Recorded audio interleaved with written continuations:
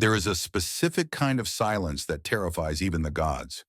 When Poseidon sent a storm designed to shatter the soul of any mortal, he expected screams. He expected bargaining. He expected the frantic prayers of men who realize they are about to die. But he did not expect Thalios. This is the story of the man who defeated a god without ever drawing a sword, without uttering a curse, without shedding a tear. In the history of the Mediterranean, there were captains who were brave and captains who were mad. But Thalios was neither. He was a practitioner of an ancient art, an art far more dangerous than navigation. He practiced the art of the inner citadel. It was the year 400 BC, or perhaps it was yesterday. Time matters little when the lesson is eternal.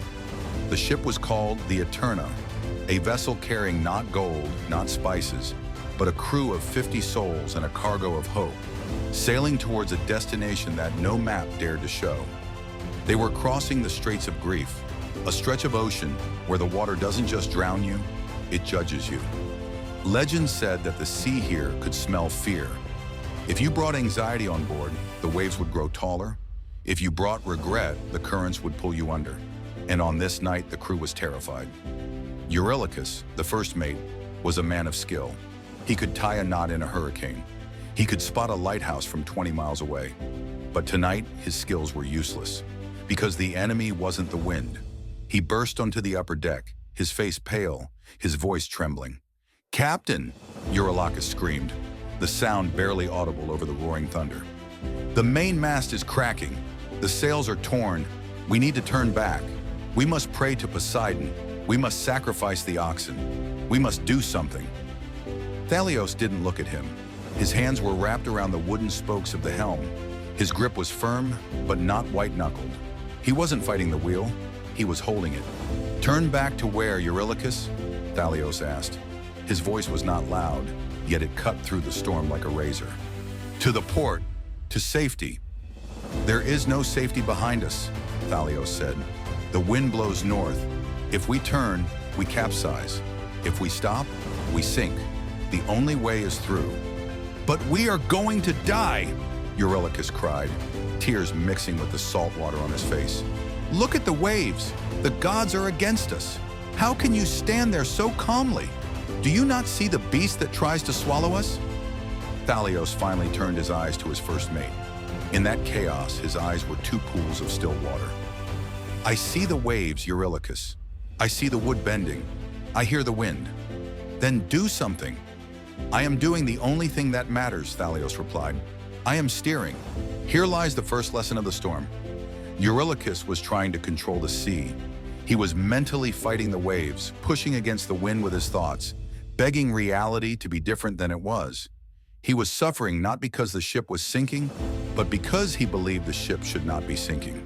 Thalios, however, had drawn a line in his mind, a circle of control. Outside the circle was the storm, the gods, the crew, the timber, the ocean.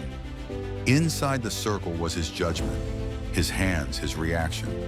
He knew that a captain who tries to sail the ocean and fight the ocean at the same time will always drown. Poseidon, watching from the abyss, grew irritated. He was used to breaking men. He enjoyed the symphony of despair. But this little wooden toy, this Eterna, refused to break. Or rather, the man guiding it refused to break. The god decided to raise the stakes. With a flick of his wrist, he didn't just send wind, he sent the Leviathan. A wave rose that defied physics. From the depths, a shadow emerged, a creature of old myths, a manifestation of our deepest, darkest fears. It wasn't just a monster, it was a representation of catastrophic failure. It was the bankruptcy, the divorce, the diagnosis, the loss. It was the thing you cannot prepare for. The crew collapsed. Some fainted. Others jumped into the water, choosing a quick death over the terror of the beast. Eurylochus fell to his knees, clutching Thalios' leg. "It's over," he whispered. "The fates have cut our thread. Why fight? Let go of the wheel, old man. Let us die in prayer." Thalios looked at the monster. He didn't deny its existence. He didn't pretend it wasn't scary. Stoicism is not the absence of emotion, it is the mastery of it. He felt the cold grip of fear in his gut, the ancient biological signal to run, but he observed the fear. He looked at it like a curious object found on a beach. Ah, he thought, here is fear, my old companion. Then he spoke to his crew. His voice was not a roar, but it carried over the monster's growl. Listen to me, Thalios commanded. You look at the beast and you see death. I look at the beast and I see a variable, a new condition of the sea. If the waves come from the left, we steer right. If the beast strikes from below, we brace. We do not control if we live or die tonight. That belongs to the gods. But we control how we sail until the water fills our lungs. Do you understand? We control how we stand. Would you die cowering like rats? Or would you die at your post, doing the job you were born to do? It was a strange magic. The fear didn't vanish. The monster didn't leave. The storm didn't stop. But the suffering evaporated. Because suffering lives in the gap between what is happening and what you want to happen. When you accept what is happening, the gap closes. The pain remains, but the suffering is gone. Thalios turned the wheel hard to starboard, steering directly into the mouth of the wave.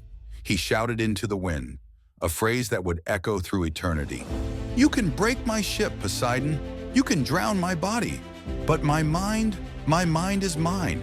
And in here, I am the king, not you. But the gods do not like to be mocked. And as the Eterna crashed into the wall of water, the world went black. Thalios thought he had won the mental battle, but he was about to learn that the true test wasn't the storm. It was what came after the shipwreck. The storm did not kill them. That would have been too easy. Death is a release. Survival is a labor. When Thalios opened his eyes, the roar of the ocean was gone, replaced by the terrifying sound of seagulls and the gentle lapping of waves. He tasted sand and blood.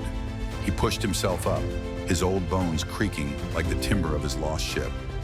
He looked at his hands. For 40 years, those hands had held a wheel. They had a purpose. They had a direction. Now they held nothing but air. The Eterna was gone. The cargo was gone. His title, Captain, was now just a word with no meaning. A king without a kingdom is just a beggar on a beach. A scream pierced the silence. Eurylochus, the young first mate, was alive, but his spirit had drowned. He was standing in the surf, throwing rocks at the horizon, cursing Zeus, cursing Poseidon, cursing the day he was born. Why? Eurylochus sobbed, collapsing into the wet sand. We did everything right. We prayed. We steered. Why did they take everything from us? It's not fair. Thalios walked over to the boy. He didn't offer empty comfort. He didn't say it will be okay, because Stoicism deals in truth, not lies. They didn't take everything, Eurylochus, Thalios said, his voice raspy from the salt. Look around. We have no food, no water, no ship. We are dead men. Thalios sat down and began to arrange dry driftwood. We have our lungs, he said, striking a flint he found in his pocket. We have our minds, and we have this moment. The gods took the ship. That was theirs to take. It was merely a loan. But they did not take your ability to build a fire. Here lies the second great lesson, Amor Fati, the love of fate. Not just enduring what happens, but loving it. Most men, when thrown onto an island of ashes, spend their days building a ship out of their tears. They live in the past. If only I hadn't sailed. If only the storm hadn't come. Thalios did not live in the if only. He lived in the what now? While Eurylochus stared at the horizon, waiting for a rescue that might never come, Thalios began to work. He didn't build a signal fire to beg for help. He built a shelter to live.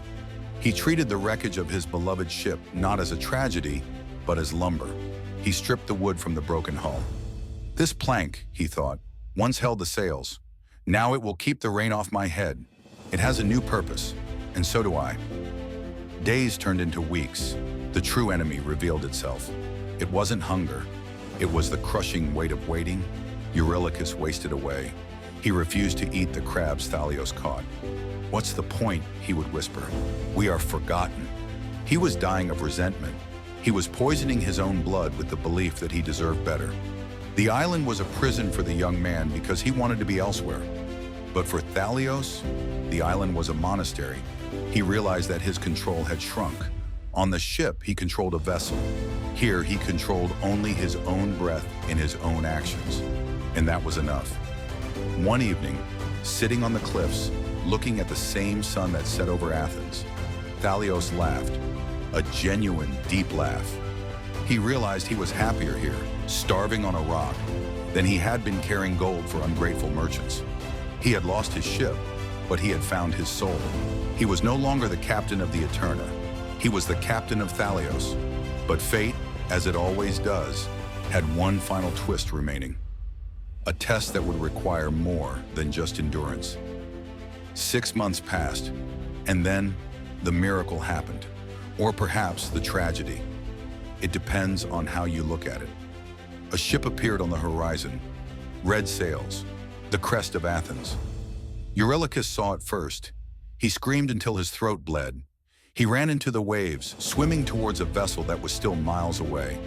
He wept with the joy of a man who believes his suffering was a mistake, and now the universe is finally apologizing. Thalios stood on the beach. He watched the ship approach. He felt a strange sensation. He was not relieved. He was indifferent.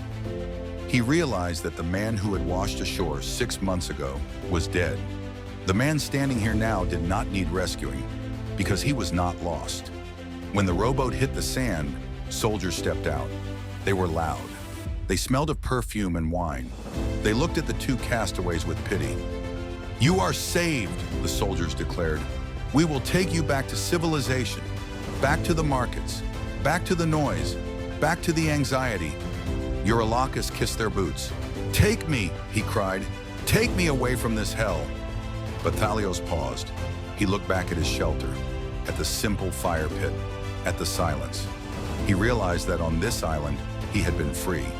In Athens, he would be a slave to opinion, to money, to status.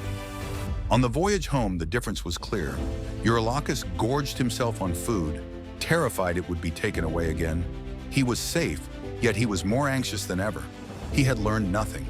He thought the danger was the island. He didn't realize the danger was in his mind. Thalios stood on the deck that night. The new captain was shouting at the wind, cursing a slight change in the breeze. Thalios smiled. He saw his old self in that captain. The illusion of control. He understood now. The storm is not an event that happens and ends. Life is the storm. You are always in the shipwreck. Thalios never sailed again. He returned to Athens, but not to the sea. He sat in the agora, teaching anyone who would listen. He taught them that we are all captains of a sinking ship. Our bodies will fail. Our fortunes will vanish. Everyone we love will eventually say goodbye. The ship will go down. That is the agreement we sign when we are born. But, he would tell his students, holding up his empty hands as if gripping an invisible wheel, you get to decide how you stand at the helm when the water rises. You cannot control the ocean, but you can control the dignity with which you face it. Eurylochus died a wealthy merchant, surrounded by gold, yet terrified of death until his last breath. Thalios died with nothing in his pockets, but when the end came, witnesses said he didn't look like a man dying. He looked like a captain, finally bringing his ship into the harbor. The storm was over. The helmsman was at peace.